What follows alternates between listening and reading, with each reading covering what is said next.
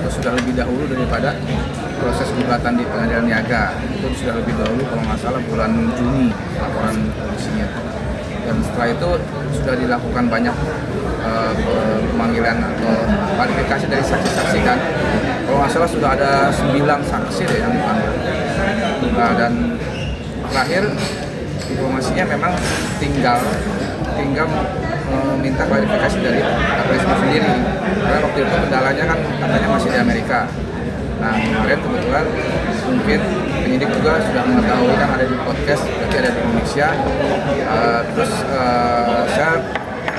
kuasa hukum saya bertanya, maksudnya ada nggak pemeriksaan kebetulan lagi di Indonesia. Ternyata informasi dari penyidik tuh hari Kamis kemarin, hari Kamis minggu lalu itu memberitahukan kami ya bahwa sudah confirm ada permintaan klarifikasi undangan klarifikasi, karena kan ini masih sifatnya penyelidikan kepada ada Agnesmo itu di minggu ini katanya. Nah, minggu ini itu Kamis kemarin infonya. Nah setelah itu saya belum dapat informasi lagi tanggalnya kapan, waktunya, harinya kapan, itu aja. Tapi sejauh ini untuk permasalahan yang kemarin Mas Aryebis menang, sampai sekarang belum ada dekat baiknya, ada komunikasi dengan pihak Agnes belum sih Mas? Ya belum ada. Jadi yang kita ketahui hanya Agnes mau mengajukan kasasi itu aja. Mas, ini kan yang di pengadilan mungkin bisa dibilang sudah menang lah ya. Kayak di Barreskrim ini harapannya apa sih Mas? Ya saya serahkan aja prosesnya kepada penyidik ya, untuk diproses secara adil. Karena ini juga sudah ada putusan pengadilan niaga, itu juga mungkin jadi bahan pertimbangan penyidik. Dan apa yang digali dari saksi-saksi itu, adakah fakta-fakta lain yang terungkap, kita juga tidak tahu. Tapi saya mohon sih kepada penyidik Barreskrim untuk memproses ini setransparan mungkin dan seadil-adilnya. Mungkin sebelumnya sempat ada niat untuk cabut laporan kan, sedangkan kan mungkin yang di PN sudah menang gitu ya. Sempat ada cabut laporan di Barreskrim? Belum ada niat untuk cabut laporan, belum ada. Karena kan saya lihat ya Agnes masih belum terima bahwa dia telah melakukan kesalahan, intinya itu kan ya. Karena dia belum terima, kita hargai juga dia untuk melakukan kasasi, tapi karena proses pidana ini sudah lebih dahulu, jadi saya juga hormati kami juga untuk melanjutkan sampai penyidikan ini sampai tuntas. Ya Bang, ini kan bisa dibilang kan untuk tahap di pengadilan aja udah menang ya Bang. Tetapi dari pihak sendiri masih belum terima, bahkan sempat ingin mengajukan kasasi kembali. Gimana nih Bang? Sudah mengajukan kasasi. Dan infonya dari Pengadilan Negeri Jakarta Pusat, infonya pihak kuasa hukum Agnes sudah memberikan memori kasasi, sudah memberikan. Tapi kita belum lihat karena belum di forward ke kita. Tapi melihat adanya tidak ada itikat baik dari Agnes, malah ingin mengajukan banding ya, bisa dibilang seperti itu. Gimana kasasi, nih? Iya, kasasi. Gimana nih Bang? Ya mungkin kalau menurut saya sih masih belum puas dengan putusan pengadilan tingkat pertama. Tapi karena ini pengadilan niaga, jadi tidak ada banding, langsung ke kasasi Mahkamah Agung. Dan di kasasi Mahkamah Agung itu tidak seperti persidangan kemarin, tidak ada saksi, tidak ada pemeriksaan bukti, hanya memeriksa berkas-berkas atau memeriksa apakah penerapan hukum oleh hakim sudah benar, cuma itu aja. Jadi ya memang prosesnya mungkin agak lama sih, mungkin 3 bulanan gitu. Bahkan menjadi perhatian juga dari Pak Dedani, bahkan Pak Dedani cukup geram juga dengan tingkah dari Kak Agnes yang bisa dibilang terlalu mengabaikan laporan dari Mas Hari. Gimana nih? Bahkan sampai beberapa kali mengupload uploadan postingan sindiran kepada Agnes. Gimana nih Bang?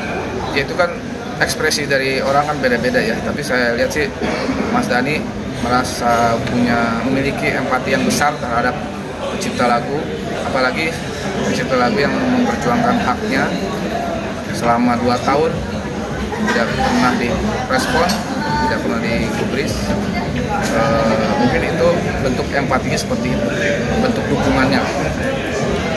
Tapi melihat kemarin juga akhirnya bisa bilang tuh Agnes kualifikasi melalui salah satu podcast dari Komuser nih, gimana nih Bang? Nah itu sebenarnya kami sih nggak ada niat untuk masuk ke podcast ya, tapi setelah Agnes mau podcast di Denny, ada semacam, menurut kami ada semacam penggiringan opini karena fakta-fakta yang disampaikan tidak sesuai dengan fakta-fakta yang di persidangan. Intinya itu, jadi kami harus mengimbangi opini itu supaya tidak berkembang di masyarakat seolah-olah jadi menyalahkan atau menyudutkan saya. Akhirnya beberapa teman dan saya sendiri akhirnya menerima undangan podcast itu. Jadi bukan kita yang datangin, mereka yang meminta kita untuk hadir di podcast mereka, ya itu hak saya dan teman-teman untuk meluruskan fakta yang sebenarnya terjadi. Karena kan ada statement Agnes di situ bahwa dia memiliki kontrak. Ternyata di persidangan tidak ada dihadirkan kontrak tersebut. Nah itu kan, jadi kita harus perlu luruskan. Mas Ari, tapi dari dulu maksudnya hubungan personal antara Mas Ari dan Agnes seperti apa sih sebenarnya? Maksudnya sampai disomasi nggak dibalas, sampai memang tidak ada komunikasi selama ini apa seperti apa Mas? Dari memang kita tidak pernah berkomunikasi. Terakhir ya sewaktu rekaman tahun 2005, album kedua.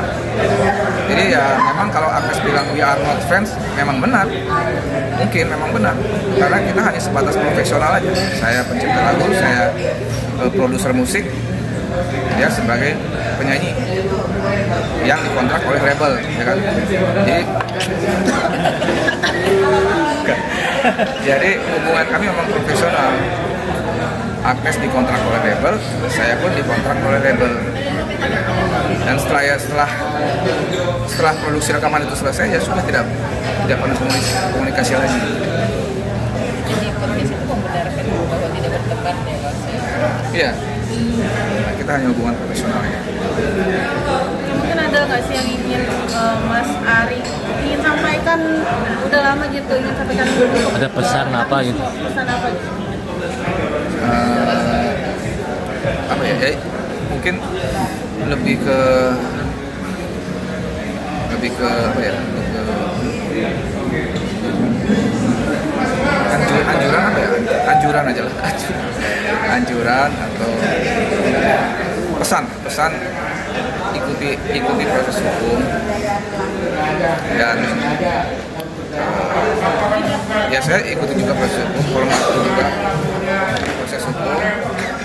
Nanti kita lihat bagaimana nanti akhirnya setelah pemeriksaan di Bareskrim selesai. Gitu. Oke.